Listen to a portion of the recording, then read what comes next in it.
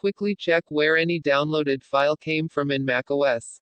Not sure where that file you just downloaded to your Mac actually came from? There's a quick way to check in macOS.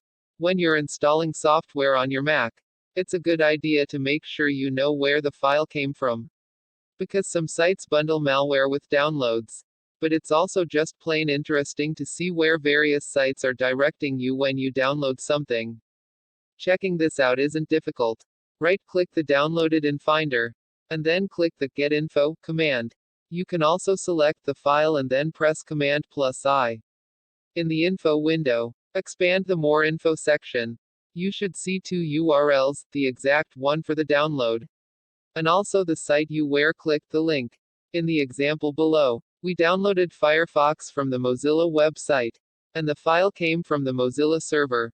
We also downloaded Firefox from the MacUpdate site, and discovered that their link pointed to the exact same download link as Mozilla.